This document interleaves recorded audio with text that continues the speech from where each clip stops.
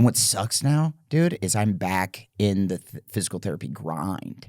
So because of it? Yeah, whatever happened. Like 3 years ago, I was shooting this show in Germany, and I like was wiggling around, and I like kicked my leg up, and like I was like ping, and something pinged down here in my groin. I was like, I got my balls popping out. You know, like you have a hernia, and like my insides are oozing out, not oozing out. They weren't. So then it was just something like got tweaked, and then it was just like bing, bing, bing, bing, and the muscles all got fucked up. And so I had 2 surgeries. I was like, it's my hips. So I got hip surgeries on each side. It wasn't the hips. No. So it's been 3 years of like trying to cobble my body back together. And I was so fucked up, and I was so tight and tense, and I was getting these spasms. I went to the doctor. The doctor 1 month before my son was born was like, you're dying. Swear to God, Theo. He goes, you have stiff person syndrome, which is a real disease. It sounds like a boner joke, but it is not.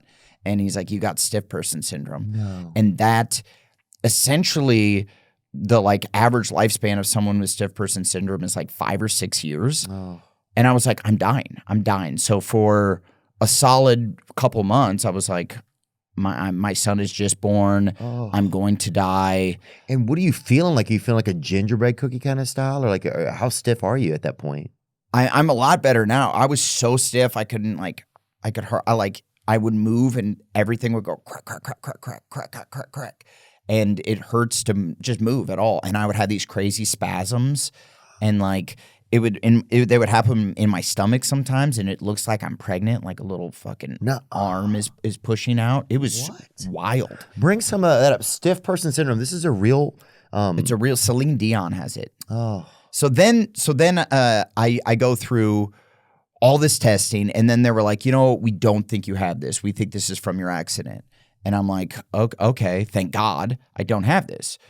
And then I go through another 6 months. I'm on the set of The Righteous Gemstones. I'm not getting any better. In fact, I'm getting worse. And I tell Danny, I'm like, dude, I have to dip. I have to go see the stiff person syndrome guy. And it was so scary because he's the guy that's going to tell me if I actually have it or not. Oh, really? And I'm there. It's after hours. And they saw me special, and I just hear his little click, clack of his old man doctor shoes, and he comes and he has those eyebrows that are like wizard-like. Yeah, like the eyebrows that like a bird will land on one. Yeah, absolutely. And if you have eyebrows like that, you're like, you have wisdom, right? Yeah, definitely. People who trim their eyebrows are obviously dumb as fuck. You're not. Yeah, so, yeah, dude, you got to let those things sprout if you're lucky enough to have some wiry brows. And so he comes, and luckily he tells me I do not have it. Oh so my thank God. God. But it was like a wild ride where I'm like, I think I'm dying. It's now, like a now I'm verdict. like, it's from my accident. It sucks, but hopefully I can get better. So some of the mental fear is gone away because you got the verdict. And then I think from that, some of the physical has gotten a little better because the mental, because I'm not just like, because I wasn't sleeping. I was sleeping like 3 hours a night. I was just going online, sitting on the toilet and watching TikTok videos of like people with like, that are like, I'm living with stiff person syndrome and I'm living an okay life. And you're like, oh, this is, I feel doing good. Yeah, it's like, I'm doing good. Yeah, and you're like, somebody set me on a counter so I can look at the children or whatever. Yeah, totally. You're like Elf on a Shelf, dude. That's exactly what it was. And I'm like, God, it's, I feel so bad for these people. And also in turn, I'm like, this is going to be me, dude. I'm going to like, my wife is just going to have to like wheel me into the living room as I watch my like little son walk for his first steps. I think it's going to go like that. But luckily it's not. So that's been since I saw you last, dude. That's what you've been doing. That's what I've been doing. And that's so stressful, I can imagine, man. Yeah. I'm so sorry you had to go through that, dude. Yeah, That's unbelievable. And where you started, and like, so that's why I was stretching. That's why. Well, you can get dysplasia too. That's one of the things that. So dogs get a lot. Well, a lot of Australian Shepherds get it. My friend Scott has an Australian Shepherd. People say I'm an Australian Shepherd as a human. I could see that a little bit. Yeah. Dysplasia refers to abnormal development of growth of cells or tissues, which can be mild, moderate, or severe, and can sometimes be a precursor to cancer. Oh, I didn't know that. I didn't know that. I thought that was when your hips get all tight. Yeah, let's look up hip dysplasia. Yeah, that's what I was thinking. Hip dysplasia. This guy's trying to upsell us. I thought that was that'd always be like a kind of a cool name for like a '90s hip hop group. Check it out. hip dysplasia. Yeah. Yeah. Hip dysplasia, condition where the hip joint does not develop properly, Yeah. resulting in abnormal fit between the ball and socket of the hip. Oh. Mm-hmm. The exact cause of hip dysplasia is unknown, but it may be related to genetics, Yep. position during pregnancy, and a history of hip dysplasia in a family. Don't have that, thank God. God, dude. Yeah. Now, were you having to roll out your legs and stuff? Like, tell me some. Were I there? roll out every day. Dude, I have to roll out. Yeah. I carry around like the ball. The ball I really fuck with.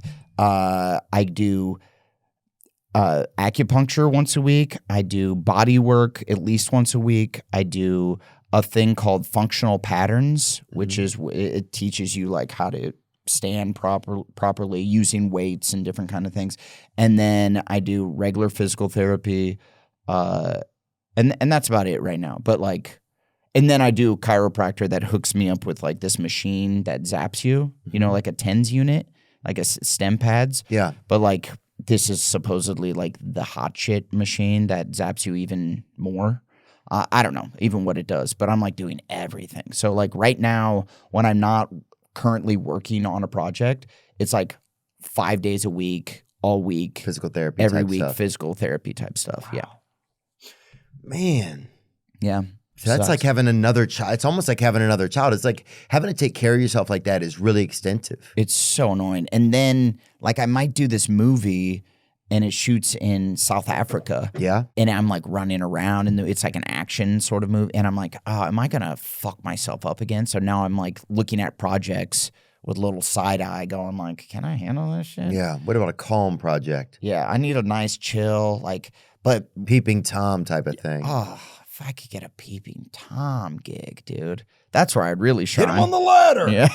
Yeah. If I'm just perched up in a tree, but I have like a nice chair, like a deer stand, Yeah. you know? And but it's just me just like oogling someone. That'd be a good gig, dude. Yeah. Get Sydney Sweeney or someone in it. I don't know. Look-see. Or your wife. Yeah. But no, but look, it's just acting. Yeah, it's just acting It's just on. acting, babe. Oh yeah, if you got January Johns in there, you got who else can you A put lot in of there? people, dude. Rear Window, that's a That's in Hitchcock, wasn't it? Rear Window? I think so. Yeah, that's Rear Window, I think was about butt stuff, wasn't it? That was an early an early anal film. could have been. One of the first anal films. I think it was about proctology. It was like a Oh, proctologist. was it? Oh, Yeah. I didn't know. A Yeah. proctologist can't get his act together. Yeah.